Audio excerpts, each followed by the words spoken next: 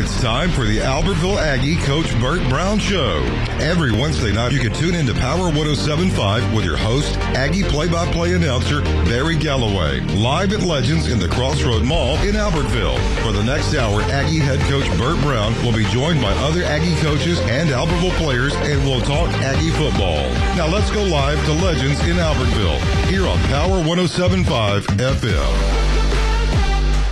And welcome back to Legends. Appreciate Legends having us out again. I'll play 75-cent wings on Wednesday. I think Keith has had $25 worth. I did. I got all they want. All they would probably serve me. Exactly. They lost money on me tonight. What was it? You no get no more. You go home. Whatever that movie was. Yeah. I can't remember what it was. So come out and join us. Appreciate Coach Browne joining us again tonight. We'll be talking to a coach. I think a couple of players will be joining us. We're just talking Aggie football. Come on and have some dinner with us tonight. I know outside this week, Coach Browne, weather-wise, got to be a much better week for practice this week. Oh, yeah, it was a much better week. Last week, we were fortunate we could go in the indoor some, and we saved our legs, I think, and we were inside half the time and outside half the time to do some long passing and stuff like that, and I think that helped us in the game, save our legs.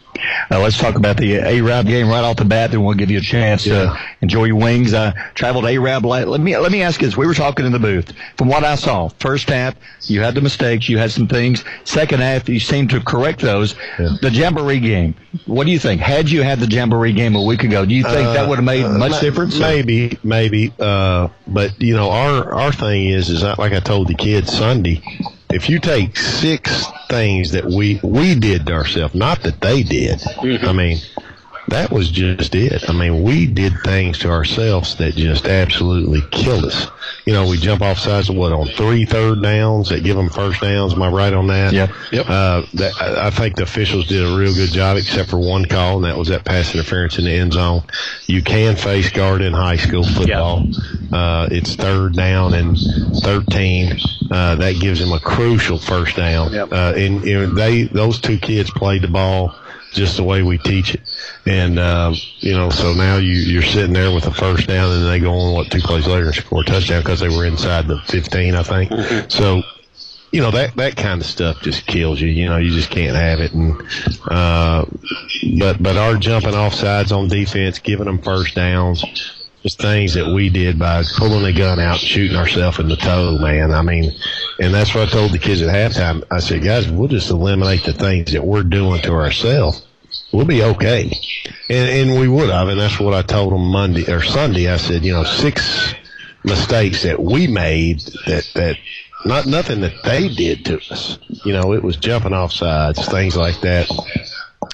Throwing an interception there on their end, and so hey, we just got to correct those things. And when you got a young team, that happens. It definitely would have helped to have a Jamboree game, but also it was good to have spring practice with the new bunch, and you kind of get a jump on seeing what you got with your team in spring practice.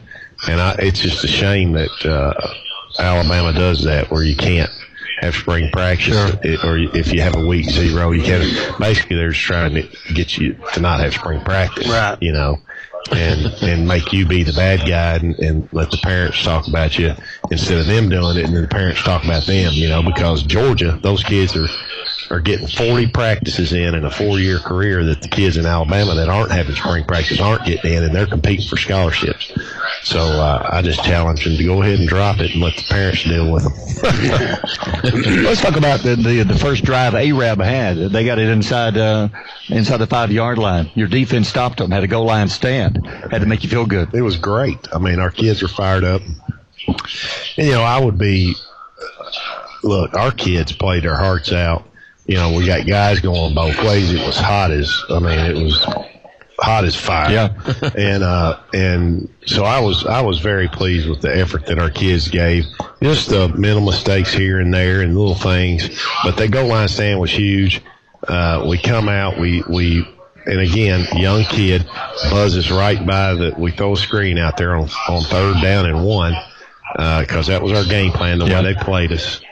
We felt like we could really hurt them with that. And you take most dangerous, and most dangerous comes screaming by your face, and you go get somebody else, and it makes a tackle. We had to end up punting there. I think we had like a 7-yard punt there. And then they ended up scoring a touchdown there. Coach, when you had that goal line stand, am I on? Yeah. Because I can't hear myself. We can hear you, brother. Yeah. All right, good. Just making sure. When y'all had that goal line stand, you just made a point, to where you said that was just awesome coming out of the gate. That they kind of had a drive going and literally got inside the 3-yard line. You're able to turn them away 4 downs inside the 3-yard line. Just stopping at that point, not even talking about you guys on offense doing your best, and I thought did a good job of coming out kind of out of the shadow of your own goalpost, giving enough where you can make a full set punt, right, where you're not having to shorten your punt down. But when you look at that on film and you showed it to your team on Sunday when y'all got together, Monday when you got to whatever day you looked at that part on the film with defense, how does that confidence, even though you didn't win the game, that confidence just on that first drive, how did that translate over into practice this week on the defensive side? Well, and it's one of those things I talk to them all the time about. Those kind of things that should build your confidence. Right? And our psyche is, mentally we've got to be tougher mentally, and doing things like that just ought to fire you up and let you know that you can do that. But, we had 65 yards in penalties. I mean, that just, you can't do that and expect to win a football game against a good football team. And they're a good football team. And, like I told our kids, I said, I don't know if Arab's better than us. I would like to play him when we didn't do that to ourselves, But yeah, those kind of things, and that's what I try to talk to them every day about. You have an opportunity. You have an opportunity to have a good football team, and you got to go every day out and bust your rear end and do all the things that it takes to win a football game and be positive about it. Talk about a halftime. You had the penalties in the first half, the mistakes. Seemed like second half, those were corrected. Much better second half. Did something change at the half? Well, I mean, we lost 2 of our starters to mild concussions. That running back and a linebacker, but our preparation and our what we do at the half with the coaching staff and those kind of things, I think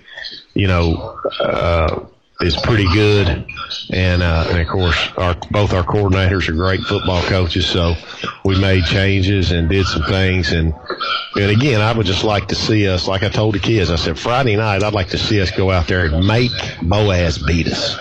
Don't let us beat us. Make Boaz beat you. And so I'm looking forward to it. I know they are, and I know they're chomping at the bit to play another game, get that bad taste out of your mouth.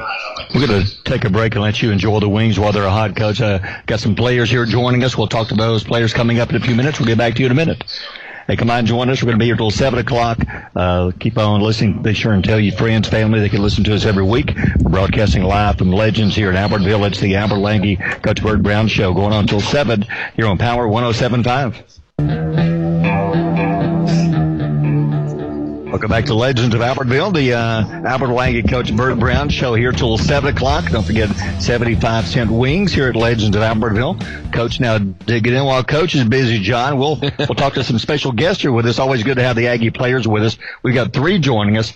I guess Reed will be the last one. We'll let Reed go ahead and eat first. We got Judd Dalrymple, Jacob Laughlin, Reed Kitchens with us. We'll talk to Jacob first. Jacob Laughlin. Jacob, hey, glad you joined us tonight, man. I'm glad to be here. Let's talk about the game Thursday night. We called your name out quite often. You had a good game. Yes, sir. So what are your thoughts on the game? I feel like defensively we did pretty well. We also gave up a lot of fieldage in terms of penalties. That really held us back. But also I feel like some of the intensity wasn't there during the second half. We could have stepped it up a little bit. So tell us about going into the game, the summer you've had, the new coaching staff. You got pretty much new everything.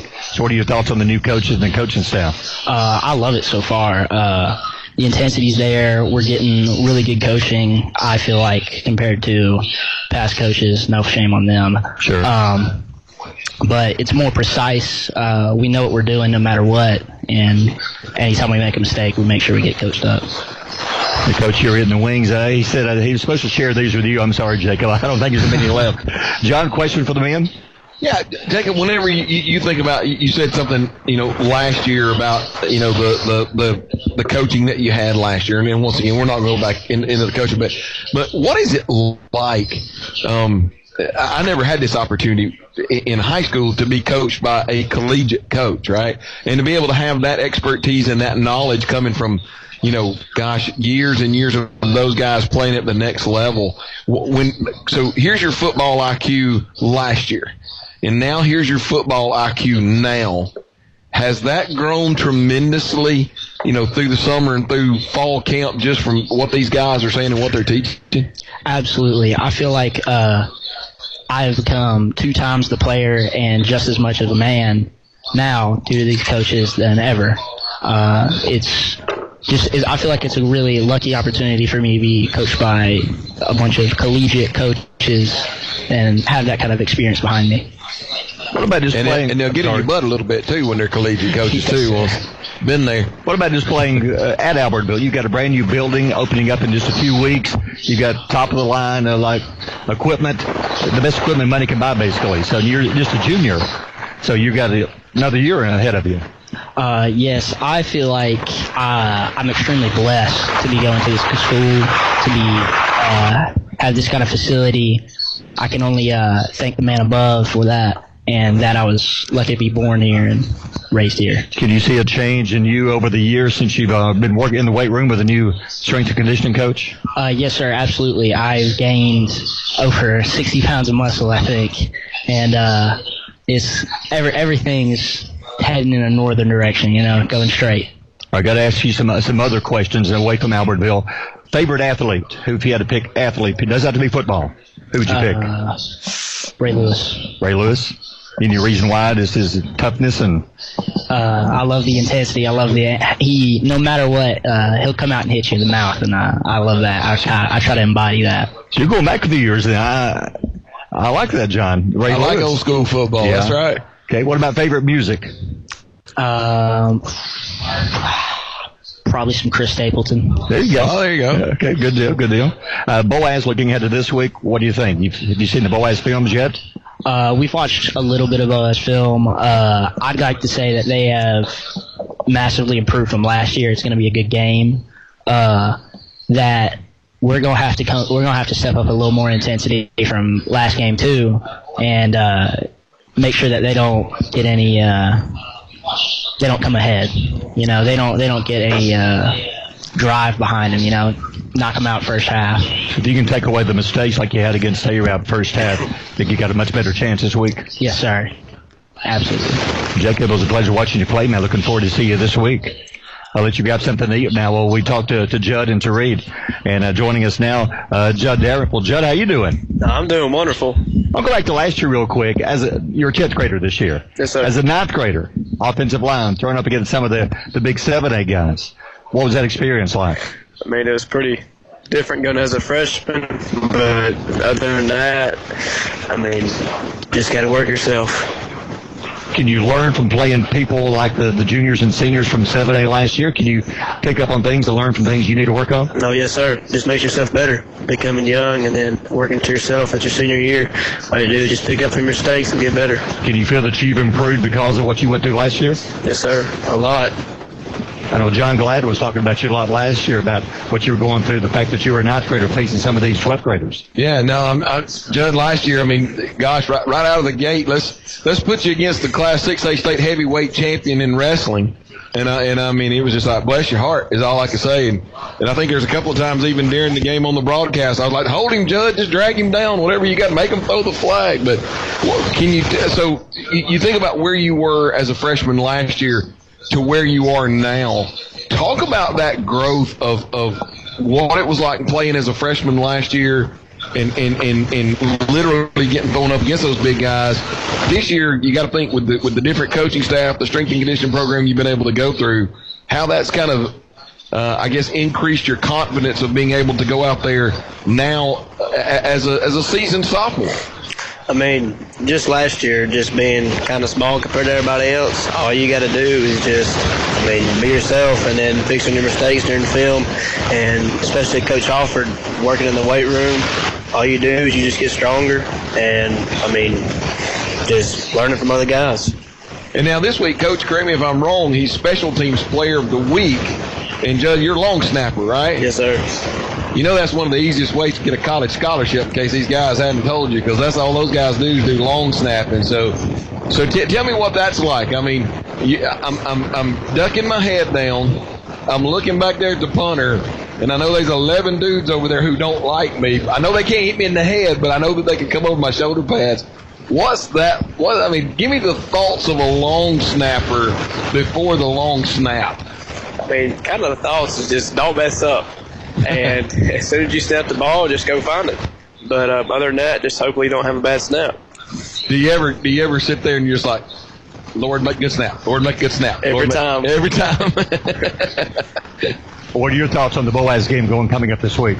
I think it'll be a tough game, and I hope the points, are good at the end. But other than that, it should be a very good game. Hey, Judd, talk a little bit about, I know you played some center last year, you played guard last year. You kind of got moved over a little bit doing some nose guard this year. Talk about playing on defensive line and how it's a little bit different. And do you like it a little more than the offensive line? It's kind of different, but I like defense a little bit better than offense. You just go out there and play your game. You make tackles if you want to, but just some people are bigger than you, some people are smaller. But other than that, it's just you got to go and get somebody yourself. You gotta stay low. You play in that nose spot. You can't get blown off the ball. Oh, yeah. You can't be on roller skates or anything like that. So, but I thought you did a really good job for your I don't remember you playing any defense last year. Did you play a whole lot of defense? Yes, I didn't play any. Okay. So I thought that was kind of a change for you. I thought we were talking to Coach earlier about the goal line stand in the first quarter. Thought you guys just kind of bowed your necks right there on the goal line and did a great job making a stop, and it really shifted the momentum because they had a great drive going early in the ball game. I guess we were talking to Coach a little bit about it earlier. Talk about how that made you feel and the excitement that brought from being able to get that stop. I love our defense, going up against other teams and we're just having a ball. But, if we just work on not getting the penalties that we had, that would help us a lot. But, as we got that stop, that helped us tremendously in the game. Yeah. And if you'll when I was at Jacksonville State with Coach Crow down there, Coach Crow will say there's always 5 or 6 plays in a ball game that's going to make the difference in a close ball game. And Coach was talking about that a little bit earlier.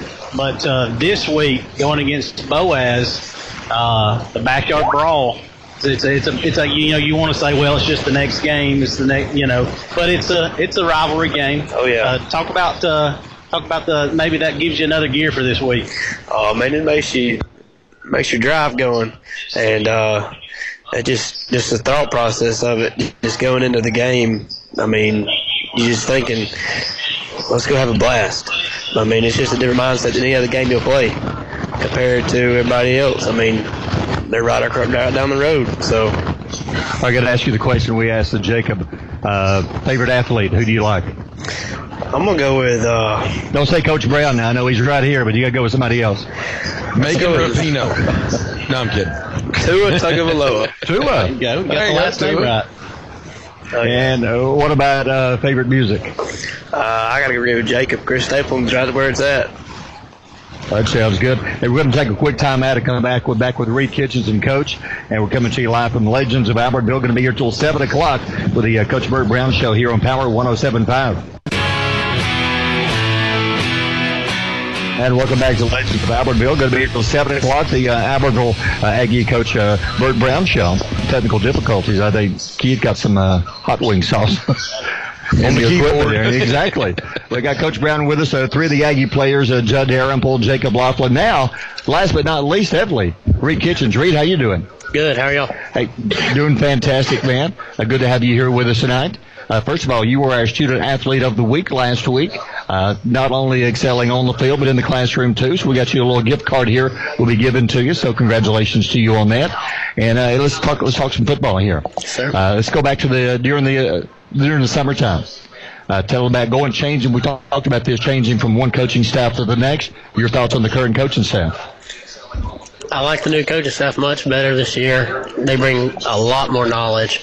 And also this summer I had to change positions, so that was a whole new deal. I had to learn a whole new position, but I did it because that was the best thing for the team. So, got to ask you about Thursday night. Playing both sides of the ball, pretty much a lot of the kids were, young men were. How tough was that on a night like that when it was so hot? it was a hot one. It was tiring, but coaches got me breaks when I needed it and got back in when I could. We were talking, we did your game Thursday. We did the Douglas Susan Moore game Friday. We saw a lot of heat cramps on Friday. I think we only saw one coach, Coach and Reed, but at the very end of the game, and I think that wasn't even one of your players. Yeah, Coach. We did a great job, our training, Buck and Duck. And Cooper did a great job getting those guys hydrated through the week, and I threatened them if they didn't. So Reed, they pretty much preached, don't wait till the day of to hydrate, start like a week out, 2 weeks out. They did, and they had water and Powerade in there for us every day. Did you have anything special? They were talking about eating mustard. Did you try anything different the week of, pickle juice, mustard? I didn't try any of those, but we had Gator Light packets they gave us. Gotcha. That's probably the new mustard now is probably what that is.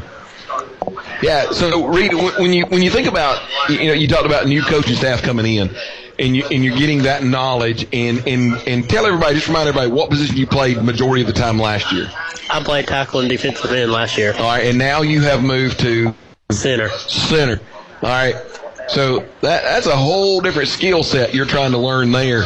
Talk about your offensive line coaches and what you had to go through that talks about that transition, because tackle to center, I mean, that's a whole, like I said, that's a whole different skill set you're working on now. Yes, sir. I really had to get the snap right first. It's kind of important. Yeah, I struggled with it for a little while, but our offensive line coach, Coach Nelson, and the coordinator, Coach Karcher, they got me fixed up on that. And then other than that, the steps and everything, it's not too much different, but just getting the snap right was the most difficult part for me. All right, and beyond the snap, now the center is kind of the quarterback of the offensive line, right? Because you're looking over and you're seeing what they're aligned in, and I noticed that y'all are pointing and you're talking. So was there kind of and used to you were out there at tackle, so you're talking about this area, but now as the center, you're kind of seeing the whole deal. Was there, when you talked to Coach Karcher, when you talked to Coach Nelson, was there a big learning curve for you, like now that I'm at center and I've got to see this and I got to look at that and I got to call this alignment out? So was that kind of a learning curve for you? It was a little bit of a learning curve. I'd like to think that I was pretty good at it before, but I had to learn a little bit. Awesome. What about 6'4", 250? Weight room during the summer, and over the past year, can you see a change in just your body overall? Yes, sir. Big change. Coach Halford's in there with us every day getting us bigger. So how does it feel having a brand new facility about to open up in just a few days? You probably one of the only schools around, John, have something like that. Oh, I would definitely say you got to go to another state or down south. Muscle Shoals maybe have one. Muscle Shoals has got one, and then obviously Hoover and all those high schools that are universities down there in Birmingham have one. I'm trying to think Piedmont. Doesn't Piedmont? There's a smaller school that's got one. Probably. But you like that facility inside? Oh, it's really nice. I just wish I could get it for more than 1 year. Sure. Yeah, that's true. Well, at the Boaz game coming up this Friday, what does this mean to you? It means a lot. It's the last time I'll ever play Boaz. Going into it with a dog mentality, got to win. For what you've seen from them and what you know about you, good chance this week? Yes, sir. I'm confident. Absolutely. So, got to ask you the other question here. What about your favorite athlete? Who do you like? I'd say John Hanna. Hanna. Played here at Albertville. And when you look at offensive linemen, he's one you look at to be great. Considered one of the best ever, right, John? Yeah, absolutely. I mean, there's just hands down. Now, I'm just going to say during the commercial break, he told me that his favorite athlete was Debbie Hamill, the Olympic figure skater. I'm just saying. Don't know why he changed. No, I'm kidding. No, that's a good one. I mean, he played at Albertville, played at Alabama, All-American. I mean, I do believe. Was he not named coach? Was he not named best NFL offensive lineman ever? I don't know if he was that, but he's probably top 5. Man. I mean, I don't know if they named it that, but he sure was good. He's a good ball player. He was there Thursday watching you guys play. Yep. So what about favorite music? What do you like to listen to when you're relaxing? I like all country. They pretty much hit the spot with Chris Stapleton. He's really good, but any country, WQSB is where it's at. Oh, see, little plug. Bring him some more wings. Bring him some more wings here. Here we go, on the house. Well, it's an honor watching you men play. I mean, we called all of your names out a lot Thursday, and I'm hoping we get to call you out a whole bunch more this Friday night. Good luck to you. Thank you. Coach, these three men sitting here, tell us your thoughts on these three young men. Well, they really played well, and these three guys are guys that work really hard in the weight room and doing the things that you ask them to do. And so naturally, it's going to carry over to the game. And I know Jacob is kind of, he's kind of a utility guy from playing everywhere. So we're really happy with how he's played. Let's go back to the game. Other players in the A-Route game. I know Dez, I was impressed. I mean, first time he wasn't a quarterback until this year, a few months ago. And I thought stepped in, and I thought he did a good job. He did. He's such a competitor. He got that 15-yard penalty. He got up and he kind of spun the ball and got excited. And I kind of told him over there. I said, "Listen, I'm not gonna lie. I talked a little smack too as a quarterback. I said, but you got to know how to do it. Yeah, you can't. You just can't lose control because you are a quarterback and you're not a corner. You can't act like a corner. You're a quarterback. You got to act like a quarterback and lead the team and do those things. So, he was very impressive in his first start, and he'll just get better as the year goes. Our player of the game was Hunter Smith. 2 amazing catches, one inside the 10-yard line. Then that touchdown catch was that was pretty special. Yeah, Hunter has got a lot. He's got great, really, really good ball skills, and he's got a lot of talent. And we're on him all the time about how to practice and how to do these things. But he is a very talented young man. Anybody else that caught your eye going back and watching the game overall that you thought had a good game? Well, I think, our offensive line surprised me a little bit. I think they played better than what I thought they probably would. And that's not saying anything bad about them, but we got some young guys up there that haven't played a lot. And so you kind of get to where you're thinking, man, what are we gonna be like here? But we're trying to play as many guys one way as we can, and so we think that's going to help us. But for the most part, we had some young guys come in and do well on defense and both sides of the ball, and then our special teams. I was worried about our special teams, and we give them that daggone kickoff and we run away from that ball like it's a rattlesnake. And we got to get on those things, and that worried me. I was worried about some of that stuff. Coach, going back to what Mary was talking about Dez a few moments ago from the quarterback position, Dez's first time in live action with the Bullets coming at you, right? And that's a whole different level when there's a different colored jersey and those guys are trying to take your head off. I mean, you well know that. You played that position as well. Speak to us as and I want you to kind of put a Coach Karcher hat on, right, as the quarterback's coach and an offensive coordinator. How do you take Dez from Friday, he goes through and looks at the game film, realizes where he did wrong. Speak to that growth and development this week between Coach Karcher, Dez, and just being in the film room and preparing for what Boaz may give you defensively. Yeah, well, anytime you have a young quarterback, you want to watch film with him to do those kind of things. And me and Dez sit down Monday morning and watch film, just me and him in my office, and went through some things, talked about some things. And but as far as his progression and how Coach Karcher's handled him, we both told him, and Coach Karcher's constantly talking to him about, you are going to make mistakes. I mean, you touch the ball every play, you're going to make mistakes. I mean, and I thought he played well. I thought, he's got a high ceiling, I think, because Dez is a smart kid. He's a great competitor. just dealing with him on the sidelines and stuff. And, like we've told him, there's nothing wrong with being an uber competitor, and he is. I mean, he's very much a competitor and wants to win, and I love it, and that's what I told him. I said, I was the same way. I wasn't, I tell these guys all the time, I was never afraid as a player to get on guys that weren't doing their job as a quarterback. And because the bottom line is I wanted to win. Some people might think that's selfish, but no, it isn't. I work my rear end off. I want to win, and I expect you to do the same as a teammate.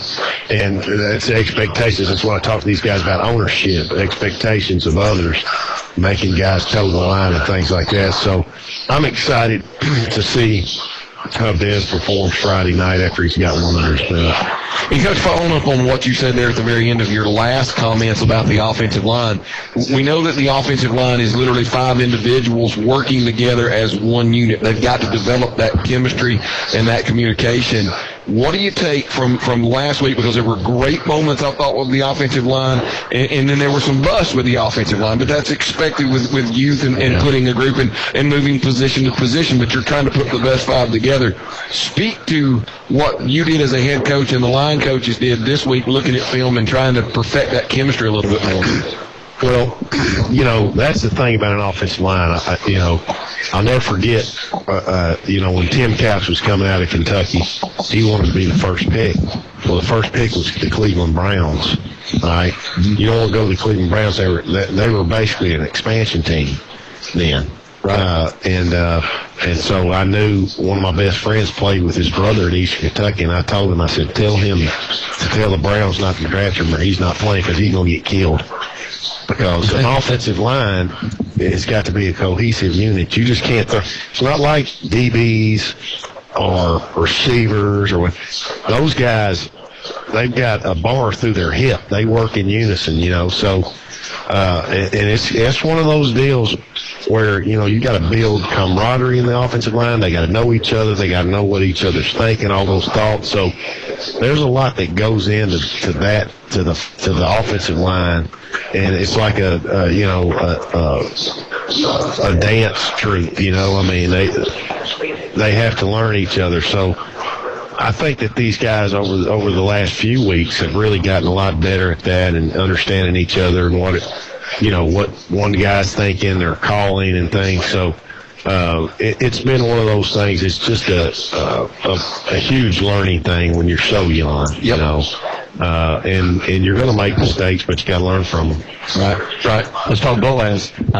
Good quarterback, Tyler Pierce, coming off a loss last week. So what are your thoughts on Boaz? Yeah, I mean, Tyler is a heck of a quarterback. As a matter of fact, I told one of my buddies at Eastern Kentucky University about him, and you need to check his kid out. He can play. And I told the head football coach that's a good friend of mine, Walt Wells at EKU, and he can throw it a mile. He's seems like a tough kid. And their running backs, the Fant kid, and I guess it's is it Childers? Yep, Childers. Yeah, you're right. He's a good football player, and I just anytime you have a quarterback at the high school level that's pretty good, you got a chance. And that kid can play. They played a very, very good football team in Jacksonville last week, and so I think they're a surprising football team in my opinion, because they played a heck of a football team last week and turned the ball over a couple of times that hurt them, but they're no joke. I mean, they've got a good football team over there, and Coach Sullivan does a real good job with them, and so it's going to be, we've got to play our tails off. Yeah, again, they played a good team, but Jacksonville moved the ball. You like your chances of being able to move the ball against Boaz? Well, I hope so. Again, we've got to limit mistakes, penalties and things like that, but it's going to be a tough game. I think I watched them I've watched all the tape from last year, obviously, when I got here, and then I've watched this game, and Jacksonville's got some players now Yeah. I think the quarterback, Troy, maybe looking at him. He's tough. Their running back's tough. They got a great offensive line. They got a great defense. So, it's going to be one of those games that I think, like I told the kids, I go, you're going to play in front of a huge crowd. You got a great opportunity in a place that doesn't have a track. Fans are right on top of you, which is what you want.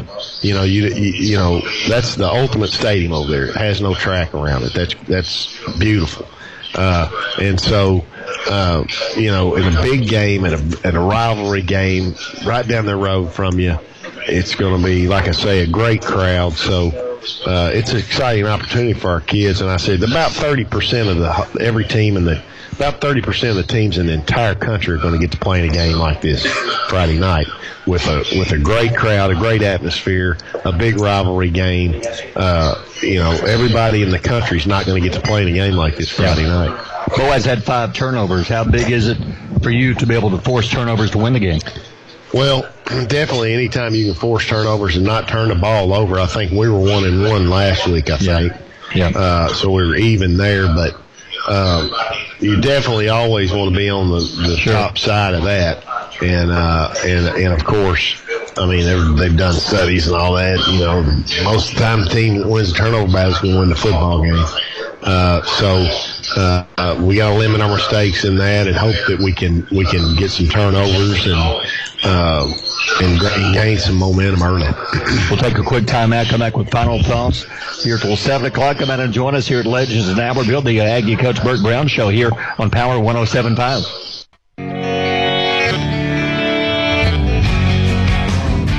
And welcome back to the Albertville Aggie Coach Bert Browne Show here at Legends in Albertville. Coach, having the Thursday game, did you take advantage and practice Friday, the day after? We watched film with them, and then we went to football games. Watched them as the coaches. We went and scouted some people. I went to, of course, several of our coaches went to the Boaz game. I had gone to the Boaz scrimmage, so I went and watched Florence play Pinson Valley. So we kind of did that on Friday and I think we lifted weights on Friday. No, we didn't lift on Friday, but we did on Sunday. So, the Thursday game allowed us to get out and watch some football games. So when you got the team back together, first practice after the A-Rab game, so what was it like, players? Well, I think, these guys understand we can't make mistakes, and like I told them at halftime, I said, guys, they're doing this to us. We're doing this to ourselves. They're not doing it to us. We're just killing ourselves here. And I think they saw that after they watched the film and those kind of things. And, one of the things that we talk about, they got to watch film on their own. Yeah. You don't get to be a great player by doing things that the coach just tells you to do. You get to be great by doing things on your own, and working hard on your own, doing things that you're not asked to do to make you a great player. So one of the things that I'm always on them and our coaches are, watch film. Watch the opponent. You can learn a lot from watching people. You can see that tackle. You can tell if he's going to pass block or run block if you watch that kind of stuff. Coach, talk a little bit about that growth. It always seemed like from week 1 to week 2, especially for some of those younger guys, going into that next ball game, the experience they had the previous week, they kind of got their eyes, kind of got their mind wrapped around, hey, we're up here with the big boys now. Talk a little bit about that growth for those young guys going into week 2. Yeah, I think it was very good to play a real good team early. Of course, I would have liked to have played somebody that wasn't worth a crap and we won, but I think in a big, great crowd, it was a great crowd. And so I think for young guys, their eyes are big and everything, so they've had that experience. It was very good for us to go over there and play at A-Rab in front of a big crowd, because there's going to be a big crowd here. Those guys are going to kind of be, they've seen it, done it, so now they can kind of settle in and play football. And, we are, most definitely young. We all know that. But like I tell them all the time, you know, hey, it doesn't matter what grade you're in or what all you got to do. You got to go out there and practice and get better, and let's go win a football game. Coach, first backyard brawl. Yeah. Right. You've played in some big games. Yeah. You've coached in some big games, and you've coached in big games in high school and the collegiate level. Mm-hmm. Is there a different way, different perspective, different not nerves or excitement because you've been in those big games, but and maybe I don't know exactly what I'm trying to say. I know what that feeling feels like down in your gut. Yeah. So what's that feeling in your gut, knowing that this is a rivalry game between two communities that see one another at the Walmart and everywhere else? Yeah. Well, you know, I always loved playing in big games. That got my juices flowing. I didn't like playing bad football teams because I knew we were going to kill them and it wasn't going to be a challenge. And so for me, it's like I told the kids, I'm jealous because I can no longer play in these games. You know, we're too old. Yeah, and I remember those games, and I tell them, I go, guys, you know, the thing about football, it's not like baseball or basketball. You can go play church league basketball when you're done. You can go play 18 and over baseball. You can go play softball. That's what I did, you know, and after it was over, baseball was over, but you don't drive by an open lot and see a bunch of guys in full pads cracking heads, you know. So this is it. You know, this is it for you. And enjoy this. You know, I want them to enjoy it. And I told them that this morning. Go have fun. That's what I want them to do. Have fun. Enjoy it. Take it all in, you know. And for a high school kid, it's kind of like playing a Super Bowl because it's going to be a great atmosphere, big crowd, all that stuff. And take all that in and enjoy the crap out of it, but win the game. Yeah. You know, that's the number one thing. We got to go win the game. And so, for me, you know, I sleep pretty good at night. I don't, you know, now I will wake up about 3 a.m. sometimes and start thinking, and I don't go to bed, and I just tell my wife I love her, and I'm going to the office and I watch film and do stuff where I can be in there by myself about 4:30 or 5 in the morning and get things done. But you know, as far as a big game like this, there's really nothing like it for the players. Yep. You know, and so it's exciting for these guys, and that's what I told them. I said, you want to go and play well so that 30 years from now you can come back here and all your buddies will remember this ball game. Well, you know? When you're younger, you know, you're a little, I guess you're short-sighted. Yeah. And you don't think about that kind of thing when you get a little bit older. Mm-hmm. But I used to tell my guys when they were in middle school, we were going to go play Boaz or Gunners. I was like, guys, if you play from 7th grade to your senior year, you're going to get 6 shots at these guys. Yeah. And you know them. Y'all go to church together. I'm sure y'all hang out on the weekends with a lot of them together. Yeah. This is it. You're going to get six shots at them, and what are you going to do with it? Well, and you know, that's what as kids you don't really know when you look back, and after you've gotten older and you look back and you remember things and you get with your friends. You know, one of my best friends was one of my right tackle in high school. He called me this morning, and we were talking, and you know, he said something about, I told him, I said, it's a big rivalry game for us and blah, blah, blah. And he said something about our big rival, you know, when we played GRC, George Rogers Clark, up there in Kentucky. And you know, we were talking about that, and, you know, I'm in my 50s, man, and we're still talking about that stuff, you know, and you're going to talk about it till the day you die. And so this is a memory that I want these guys to have, and I want it to be a very good memory because we get the dub. Yeah, that's right. I don't know if they still have Letterman's jackets anymore. Like, you know, that was a big deal when we were all playing ball. But, you know, after those rivalry games, because I was down in, we had Etowah and Southside and Gadsden and Emma Sansom down there in the Gadsden area. And you always congregated at the Gadsden Mall, you know, because that's just where all everybody went and hung out. But, you know, it was always nice to kind of, you can puff your chest out a little bit more wearing your Letterman's jacket, especially if you beat them that week or you just ended up being a region champion or something. That's right. That's right. All right, our second week with you. Let us get to know you a little bit here. Okay. Come Saturday. Say you've got time. Say the wife doesn't want you to go somewhere or whatever. She understands. Okay. Saturday. Who do you like to watch? What team do you like to watch? Saturday morning, I will go into the office around 6. I'll watch the game. Yeah. I'll I'll watch our game, then I'll watch some of our opponent for the next week. And I usually like to get home and watch some of game day.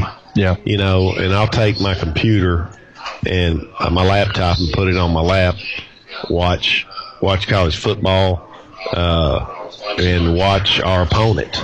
And so that's my Saturday, and then my Sunday, we try to go to church and then go come into the office and, do what you got to do. And I'm as a coordinator, I always broke everybody down before we even got to Sunday.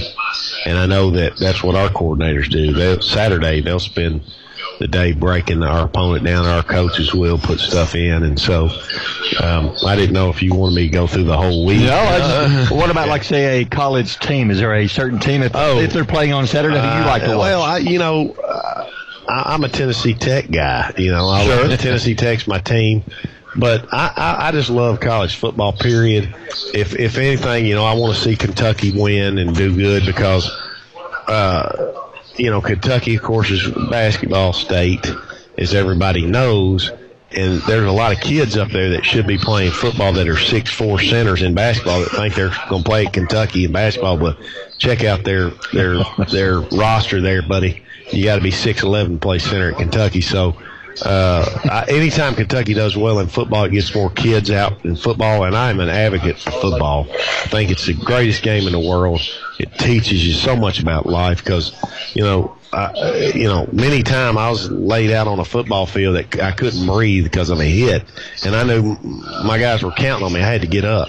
So that's what I think about football. I just think it teaches you so much about life, and no matter what's thrown at you in life, you get up and you go, and and things will be good, So, but I just I'm an SEC fan. I like to see the SEC teams win and do good. I know, years ago when Alabama played Notre Dame in the national championship, I told somebody, I said, if I could sell everything I own and go to Vegas and put it on Alabama, I would, because I know Alabama's going to kill them. And the line started at 13 or something. You remember that? Yeah. And I was going, that's crazy. It's going to be 30 points or whatever, But anyway, I just love college football and especially the SEC. Well, that may have been the only time that Auburn fans and Alabama fans actually rooted together when they played Notre Dame. No matter a coach, being a coach, a successful coach, is there a coach or coaches you like to watch their style because you like what they do? I just love Coach Saban. I think he's, great. Obviously, the man's a great football coach. I talked about him this morning to these guys, and about the things that he talks about, toughness and things like that, and he can say it with a little more color than I can to him, because at the collegiate level, you just coach some football now. It's not the same as you do high school, but I've talked about Alabama, about his style for years, and just how he coaches and how tough the kids are and the mental aspect of the whole deal. So now that you're in the state, I think John and Keith are kind of wondering if you had to pick one. Okay, if you're in Alabama now, you got to pick one of the two, right? Yeah, you're in Alabama. You got to pick one. Well, Jake Thornton's a friend of mine. He's offensive line coach at Auburn. He coached at Tennessee Tech. My wife and his wife are just really good friends. He's at Auburn. But my kicker at Stewart's Creek is going to be the next kicker at Alabama. Really? Upton Belenfont's the backup kicker right now. So I got to root for my boy, There you go. I mean, that's my guy. And now he's the backup right now. Okay. And now my best friend in the world is Johnny Orr, and his grandfather and Shug Jordan were best friends. They played together. And then his granddad was the team captain of the 34 Auburn Tiger baseball team. You're split down the middle there. Yeah, and so, and then, of course, I'll go down to some Auburn games and I'll go to some Alabama games, but I just, love a good game. Well, Coach, we talked on the way back. We thought we were proud of the coaching staff. We thought we could see a difference in this year's team to last year's team. We really could. I appreciate that, and that's something that, I pride myself on, is getting kids ready to play and being prepared. And, I always worry. That's what will keep me up at night a lot, is worrying about, have I covered everything? Is there anything that I haven't covered that could happen in the football game that I haven't talked about, and that's what if I'm awake at night, I'm thinking about that kind of stuff.